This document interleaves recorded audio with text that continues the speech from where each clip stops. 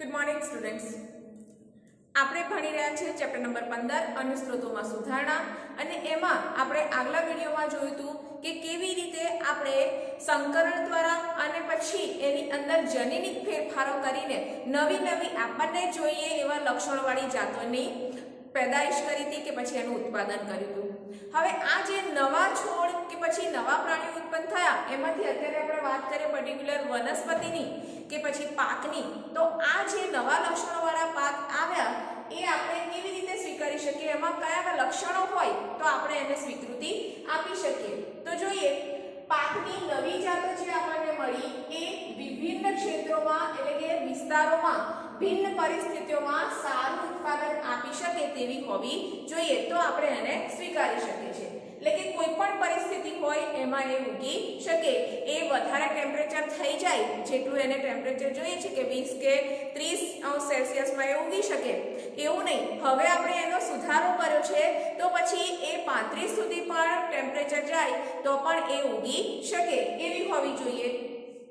ખેડૂતોને સારી ગુણવત્તાવાળા વિશિષ્ટ બીજની પ્રાપ્તિ સરળતાથી થઈ શકે છે. એટલે શું થાય, ખેડૂતોને જે જુદા જુદા બિયારણ મળતા હતા એવા નહીં, એક જ લક્ષણો ધરાવતા વનસ્પતિના બિયારણ એમને મળી રહે છે.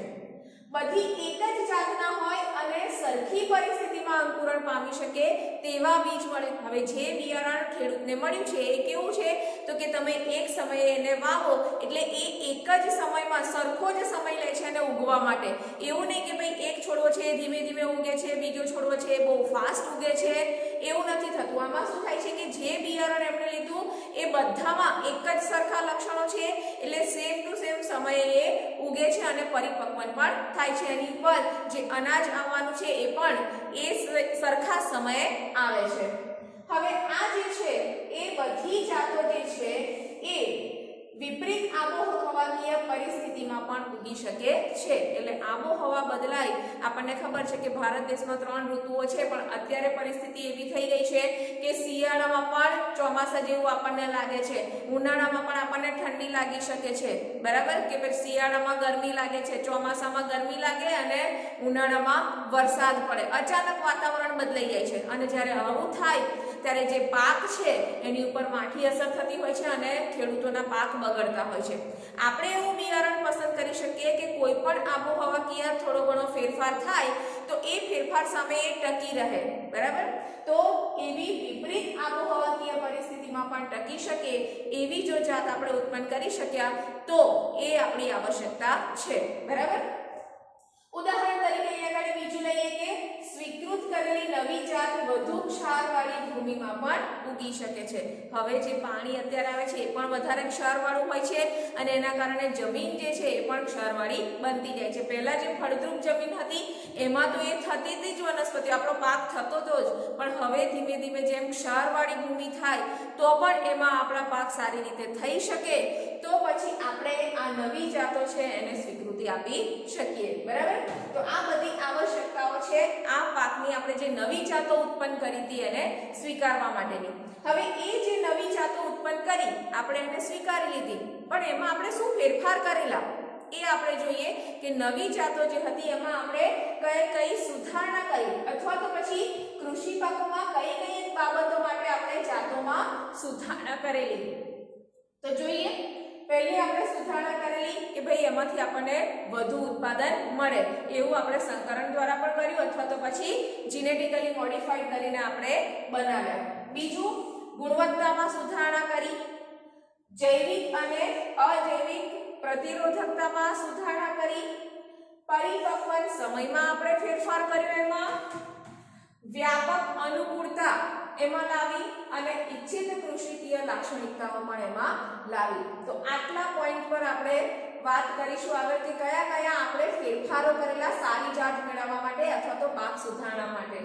તેમાંથી આપણે પહેલું જોઈએ, વધુ ઉત્પાદન કર્યું. આપણે પાકની જાત સુધારીને એકમ દીઠ કૃષિ પાકની ઉત્પાદકતામાં વધારો કર્યો. એટલે કે ઓછી જમીન છે એ ઓછી જમીનમાં પહેલા કદાચ 20 મણ કે 30 મણ બાજરી થતી હતી, અત્યારે જે સુધારેલી જાત છે એ આપણે વાવીએ છીએ તો એમાંથી આપણને 50 થી 60 મણ બાજરી મળે છે. તો એકર દીઠ આપણે શું કર્યું? કૃષિ પાકમાં ઉત્પાદકતામાં વધારો કર્યો. એ જ તો આપણે જોઈએ છે, બરાબર? બીજું આપણે શું કર્યું? ગુણવત્તામાં સુધારો કર્યો. એટલે કે એની અંદરથી આપણને જે કંઈ પણ પ્રોટીન, ચરબી, લિપિડ્સ, બરાબર, જે કંઈ પણ વિટામિન્સ કે ક્ષાર આ બધા મળતા હતા એ હવે આપણને વધારે પ્રમાણમાં મળે, ભરપૂર પ્રમાણમાં મળે એવું આપણે કર્યું. એટલે કે ઘઉંમાંથી આપણે એની પેકિંગ ગુણવત્તા, જે એનો બનવાનો સમય છે એ, બરાબર, એમાં વધારો કર્યો. કઠોળમાં પ્રોટીન જે હતું એની ગુણવત્તામાં વધારો કર્યો. તેલીબિયાંમાંથી તેલ વધારે નીકળે એવું કર્યું. અને ફળો અને શાકભાજી જે છે એ ઝડપથી ના બગડી જાય પણ વધારે સમય સુધી આપણે એને સાચવી શકીએ એવા લક્ષણો એની અંદર ઉત્પન્ન કર્યા. એટલે કે એની ગુણવત્તામાં સુધારણા કરી. હવે આપણે જોઈએ ત્રીજું, જૈવિક અને અજૈવિક પ્રતિરોધકતા. એટલે કે એ જે જૈવિક પ્રતિરોધકતા, પ્રતિકાર કરવો, એનો રોગ પડે કે પછી કીટકો કે જે કૃમિઓ છે આપણા પાકને બગાડતા હોય એ બગાડી ના શકે. આપણે જંતુનાશક નાખવાની જરૂર નથી. હવે આપણું બિયારણ જ એવું છે, આપણી વનસ્પતિની જાત જ એવી છે કે જાતે એનો પ્રતિરોધ કરે છે, એ સડતી નથી. આ લોકોને એ ફાવવા દેતી નથી. તો એવા આપણે પાક બનાવ્યા છે. તો એ જૈવિક રીતે પ્રતિરોધક થયું. બીજું, અજૈવિક રીતે પ્રતિરોધક કેવી રીતે થાય? તો ઠંડી વધારે પડતી થઈ જાય કે પછી હિમપાત પડે કે વધારે ક્ષારતા આવે જમીનમાં કે પછી પૂર આવે, પાણી આવે, વધારે પડતું પાણી અંદર આવી જાય કે અનાવૃષ્ટિ થાય, એટલે કે દુકાળ જેવી પરિસ્થિતિ થાય તો પણ એ વનસ્પતિ જે છે એ આપણને પાક ઉત્પાદન આપી શકે છે. તો આવી વિપરીત પરિસ્થિતિઓમાં એ જૈવિક હોય કે પછી અજૈવિક હોય, એ બધી જ પરિસ્થિતિઓને એ પ્રતિરોધ કરે છે અને પોતાનો ગ્રોથ વધારે છે, એ ઉત્પાદન વધારે છે, બરાબર? અથવા તો ઉત્પાદન ના વધારે તો પણ એમાંથી સાવ આપણને કશું જ ના મળે એવું તો બધું નથી. એ ટકી રહે છે અને આપણને બહુ નુકસાન જવા દેતી નથી. પછી આપણે જોઈએ તો પરિપક્વન સમયમાં આપણે ફેરફાર કર્યો. જે પણ વનસ્પતિ બનાવી એનો પરિપક્વન સમય, એટલે કે આપણે જે બિયારણ વાવ્યું એ વાવ્યા પછી એની કાપણી કરી, એટલે કે લણણી કરી, એનો જે સમયગાળો હતો એ શું કર્યો? ટૂંકો કર્યો. એટલે કે એક પાક આપણે આજે વાવ્યો છે અને એ 4 મહિના પછી એની ઉપર આપણો પાક થાય છે અને આપણે એને કાપીએ છીએ, એના બદલે શું કર્યું? એનો સમયગાળો ઓછો કર્યો. 4 મહિના પછી પાકતું હતું એના બદલે હવે 2 મહિના કે 3 મહિનામાં એ પાક પાકી જાય છે અને આપણે એને કાપી લઈએ છીએ. તો એ સમયગાળામાં આપણે ઘટાડો કર્યો. એટલે આપણને ઝડપથી પાક, ઓછી જમીનમાં ઓછા સમયમાં ઝડપથી આપણને પાક મળી રહે છે. તો એનો સમયગાળો આપણે ટૂંકો કર્યો. એનાથી શું થશે? આર્થિક લાભ થશે. ખેડૂતોને આર્થિક લાભ થશે. બહુ બધા મહિના સુધી એને સાચવવાની જરૂર નહીં પડે અને આપણને ઝડપથી પાક મળી જશે. પાક ઉત્પાદનમાં ખર્ચ ઓછો થશે. જેટલો સમય ઓછો એટલું પાણી ઓછું આપવું પડે, એટલું ખાતર ઓછું આપવું પડે, એટલે એમાં પાક ઉત્પાદનમાં ઓછો ખર્ચ થાય છે. પ્રતિ વર્ષ વધુ પાક ઉગાડી શકીએ છીએ. એટલે કે આપણે સમયગાળો ઓછો કર્યો ને, 4 મહિનાના બદલે આપણે હવે 3 મહિનામાં પાક લઈએ છીએ, તો 1 મહિનો આપણે વહેલા છીએ. તો હવે પછી જે છે એ બીજો પાક આપણે એ જ વર્ષમાં ઉગાડી શકીએ છીએ. તો પ્રતિ વર્ષ જો આપણે 2 પાક લેતા હોય તો એનો સમયગાળો ઘટાડીને આપણે 3 પાક પણ લઈ શકીએ છીએ. તો એનાથી પણ આપણને ફાયદો થાય છે. અને સમાન પરિપક્વન, એટલે કે જે આપણે છોડવા વાવ્યા છે, જે બિયારણ આપણે વાવ્યું છે એ એવું છે કે એક જ સમયે ઉગે છે, એક જ સમયે મોટું થાય છે, એક જ સમયે એની ઉપર અનાજ આવે છે કે પછી એ વનસ્પતિ જે શાકભાજી છે એ પણ એક જ સમયે બધું પાકે છે અને એને આપણે એક સાથે લઈ શકીએ છીએ. અને એનાથી શું થાય? તો કે કાપણીની ક્રિયા જે છે એ સરળ બની જાય છે. એક સાથે જ બધું કાપી લેવાનું, બરાબર? તો કાપણીની ક્રિયા સરળ બની જાય છે અને પાકને નુકસાન ઓછું થાય છે, બરાબર? એક જ સમયે ઉગ્યું, એક જ સમયે આપણે એને સાચવવાનું અને એક જ સમયે એને કાપી લેવાનું, તો પાકને નુકસાન ઓછું થાય છે. તો આ બધી બાબતો માટે આપણે પાકમાં સુધારો કર્યો છે.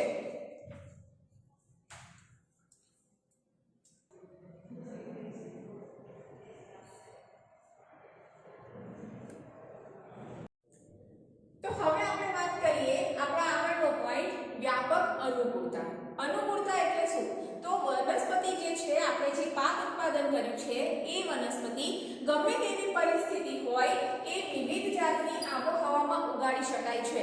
એવું જરૂરી નથી કે એને પર્ટિક્યુલર આબોહવા જોઈએ. જો વાતાવરણ બદલાય તો પણ એને કશો ફરક નથી પડતો. એ વનસ્પતિ એ આબોહવામાં પણ ઉગી શકે છે અને વિવિધ પર્યાવરણીય પરિસ્થિતિમાં આ પાકના ઉત્પાદનને સ્થાયી કરવામાં ઉપયોગી થાય છે. એટલે ઠંડી વધે તો પણ અને ગરમી વધે તો પણ અથવા તો એ ઘટે તો પણ આવી જે વનસ્પતિ છે એને કોઈ જ પ્રકારનો ફેર પડતો નથી અને આપણા પાકને નુકસાન નથી થતું. તો આવી વનસ્પતિઓ જે છે એ ઝડપથી વાતાવરણને અનુકૂલિત થઈ જતી હોય છે એટલે આપણું પાક ઉત્પાદન વધારે છે. આગળ જોઈએ ઇચ્છિત કૃષિકીય લાક્ષણિકતાઓ. એટલે કે આપણા પાક ઉત્પાદન માટે ખેતી માટે જે કંઈ પણ લક્ષણો જોઈએ છે એ બધા લક્ષણો આ વનસ્પતિમાં હોય છે. ઉદાહરણ તરીકે અહીંયા આગળ જોઈએ તો ઘાસચારા માટે ઉપયોગી પાકમાં લાંબી અને વધુ શાખાઓ ઇચ્છનીય લક્ષણ છે. એટલે કે જે ઘાસચારા માટે ઉગાડાય છે એવી વનસ્પતિઓમાં આપણે શું જોઈએ તો કે વધારે બ્રાન્ચીસ શાખાઓ જોઈએ. એમાં આ એક વનસ્પતિ છે ઘાસચારા માટે જ આપણે ઉપયોગમાં લેવાની છે એટલે વધારે ને વધારે આપણને એ મળે ઘાસ એવું જોઈએ તો શું કરવું પડે આ વનસ્પતિ છે એમાં વધુ ને વધુ શાખાઓ ઉત્પન્ન થવી જોઈએ અને એ જે છોડ છે એ મોટો થવો જોઈએ તો જ આપણને વધારે પ્રમાણમાં મળશે. તો એ એનું ઇચ્છનીય લક્ષણ છે. તો આ પ્રકારની વનસ્પતિ આપણને જોઈએ. હવે આપણે વાત કરીએ કે આપણે અનાજ ઉગાડવું છે. હવે અનાજ ઉગાડીએ ત્યારે છોડ લાંબો કરવાની જરૂર છે નહીં. આ છોડ જે છે એ નાનો હોય તો પણ ચાલે. આ એનું ઇચ્છનીય લક્ષણ છે. હવે અહીંયા ગાડી ઉછેર માટે અહીંયા ગાડી પોષક દ્રવ્યોની ઓછી આવશ્યકતા રહે. જો આ છોડ નાનો છે તો પછી એ જે અંદરથી પોષક દ્રવ્યો લેશે એ પણ કેવા લેશે ઓછા લેશે. જો મોટો છોડ થઈ ગયો તો પોષક દ્રવ્યોની જરૂર એને વધારે પડે. બરાબર. અને અહીંયા ગાડી નાનો છોડ હોય તો પોષક દ્રવ્યોની જરૂર ઓછી પડે અને ઓછા પોષક દ્રવ્યોમાં એ આપણને સારું એવું અનાજ ઉત્પન્ન કરી આપે છે. તો આ બંને ઇચ્છિત લક્ષણ છે કે ઘાસચારા માટે છે તો એ વધુ શાખાવાળું થાય અને ઊંચો છોડ થાય અને વધુ પ્રમાણમાં પોષક દ્રવ્યો લે જેથી કરીને જે કંઈ પણ પશુઓને આપણે એ ખોરાક આપીએ તો એને વધારે પ્રમાણમાં પોષક દ્રવ્યો મળી રહે. જ્યારે અહીંયા ગાડી છોડ ભલે નાનો રહ્યો પણ એમાં પોષક દ્રવ્યો છે ઓછા વપરાય અને આપણને પાક ઉત્પાદન સારું મળે. તો આવા ઇચ્છિત લક્ષણોવાળી વિકસિત જાતોમાં વધુમાં વધુ ઉત્પાદન થાય બરાબર એવી વનસ્પતિઓ આપણે જોઈએ છે અને એવા જ આપણે એમાં પ્રયાસો કર્યા છે ટેકનોલોજીનો ઉપયોગ કરીને. એ ચાહે સંકરણ હોય કે પછી ડીએનએ ટેકનોલોજી હોય એના દ્વારા આ બધા જ મુદ્દા આપણે ધ્યાનમાં રાખીને પાકની જાતમાં સુધારણા કરી છે. હવે પાકની જાતમાં સુધારણા કરી લીધી એનાથી શું થશે આપણું પાક ઉત્પાદન સારું થશે અને પાક ઉત્પાદન સારું થાય તો પછી એનું વ્યવસ્થાપન પણ આપણે વ્યવસ્થિત રીતે કરવું પડે. તો કેવી રીતે આપણે એનું વ્યવસ્થાપન કરીશું તો જોઈએ આપણા દેશમાં અન્ય ખેતી પ્રધાન દેશોની સરખામણીમાં વધારે પ્રમાણમાં ખેતી થાય છે. આપણો ભારત દેશ છે એ ખેતી પ્રધાન દેશ છે આપણને બધાને ખબર છે. હવે અહીંયા આગળ ભારતમાં નાના નાના ખેતરોથી માંડીને મોટા મોટા ખેતરો અહીંયા આગળ આવેલા છે. એટલે આ જે ખેતરો છે એના જે ખેડૂતો છે એમની પાસે પણ જે સુવિધાઓ છે એ એમના ખેતરોના પ્રમાણમાં છે. નાના નાના ખેતરો હશે તો એમની જોડે જે સુવિધાઓ હશે એ ઓછી હશે અથવા તો એ ખેડૂતો જે છે એમની પાસે આર્થિક જે સંક્રમણ છે એ વધારે હશે એટલે કે એમની જોડે પૈસા ઓછા હશે. જ્યારે મોટા મોટા ખેતરો છે એ લોકો પાસે આર્થિક લાભ વધારે હશે. તો વિવિધ ખેડૂતો પાસે અહીંયા ભૂમિ ધન એ સૂચનાઓ જે મળે છે એ અને ટેકનોલોજી એની પ્રાપ્યતા પણ ઓછી અથવા તો વધારે હોઈ શકે છે. નાના નાના ખેડૂતો હોય એમની પાસે આવી ટેકનોલોજી ઓછા પ્રમાણમાં હોય છે, જમીન પણ ઓછા પ્રમાણમાં હોય છે અને એના કારણે એમની પાસે ધન પણ ઓછું હોય છે. જ્યારે જેની પાસે મોટા મોટા ખેતરો છે એમની પાસે પૈસા પણ વધારે છે, ધન વધારે છે તો પછી એમની પાસે ટેકનોલોજી પણ વધારે છે. તો આર્થિક પરિસ્થિતિઓ જે છે એ ખેડૂતને વિવિધ ખેત પ્રણાલીઓ અને ટેકનોલોજી અપનાવવા માટે અગત્યની ભૂમિકા ભૂમિકાઓ ભજવે છે. એટલે કે જેની પાસે ઓછા પૈસા હશે એવા ખેડૂતો જે છે એ નોર્મલી ખેતી કરતા હશે કે હળ વડે ખેતર ખેડતા હશે, બહુ જોર મારે તો ટ્રેક્ટર વડે ખેતર ખેડતા હશે અને બીજી જે કંઈ પણ ટેકનોલોજી છે એનો ઉપયોગ એ કરી શકતા નથી. હવે ટેકનોલોજીનો ઉપયોગ બરાબર નથી કરી શકતા તો પછી એમનું જે આર્થિક પરિસ્થિતિ જે છે એ પણ વધારે સારી હોતી નથી, એ મધ્યમ સ્તર એમનું હોય છે. જ્યારે મોટા મોટા ખેતરો હોય છે એમની પાસે પૈસા પણ વધારે હોય છે અને પૈસા વધારે હોય તો પછી એ મશીનરીઝ વધારે ખરીદી શકે છે, મશીનરી વધારે ખરીદી શકે છે, ટેકનોલોજીનો ઉપયોગ કરી શકે છે અને એના દ્વારા વધારે ઉત્પાદન એ લોકો મેળવી શકે છે. તો આ રીતે અહીંયા આગળ ખેડૂતો પાસે ખેત પ્રણાલીઓ છે, ખેત પ્રણાલી એટલે કે જે રીત છે ખેતર વાવવાની એ જે છે એમની પરિસ્થિતિઓ, એમની આર્થિક પરિસ્થિતિ ઉપર આધાર રાખે છે. હવે અહીંયા આપણે જોઈએ કે વધુ રોકાણ એટલે કે વધુ યોગદાન આપીએ ખેતરમાં તો પછી પાક ઉત્પાદન જે છે એ વધારે થાય અને ઓછું રોકાણ કરીએ તો પાક ઉત્પાદન પણ ઓછું થાય. એટલે આપણે એમ કહી શકીએ કે વધુ રોકાણ અને યોગદાન અને પાક ઉત્પાદન વચ્ચે સહસંબંધ છે, સીધો જ સંબંધ છે. જો આપણે રૂપિયા વધારે રોકીશું, ટેકનોલોજીનો ઉપયોગ વધારે કરીશું તો આપણને પાક પણ એવો સારો મળશે. જ્યારે આપણે ટેકનોલોજીનો ઓછો ઉપયોગ કરીશું અને ઓછું રોકાણ કરીશું તો પછી આપણને પાક પણ સારો મળશે નહીં અથવા તો ઓછા પ્રમાણમાં મળશે. બરાબર, એટલે એ બંને વચ્ચે એકદમ સીધો સંબંધ છે. તો આ રીતે ખેડૂતોની રોકાણ કરવાની ક્ષમતા જે છે એ પાકના તંત્ર અને ઉત્પાદન પ્રણાલીઓનું નિર્ધારણ કરે છે. કેવી રીતે? તો કે ઉત્પાદન પ્રણાલીઓના આપણે સ્તર પાડ્યા. પહેલું, રોકાણ વગરનું ઉત્પાદન. જેની પાસે પૈસા છે જ નહીં, નાના નાના ખેતરો છે તો એ શું કરશે? એકદમ ઓછા રોકાણ પર, આપણે એમ કહી શકીએ કે રોકાણ કર્યું જ નથી એવી રીતે એમની ખેતી કરશે. એટલે રોકાણ વગર ઉત્પાદન થયું, ઓછું ઉત્પાદન થશે. ઓછું રોકાણ એટલે કે મધ્યમ સ્તરનું આપણે રોકાણ કરીએ તો આપણને મધ્યમ સ્તરનું ઉત્પાદન મળે છે.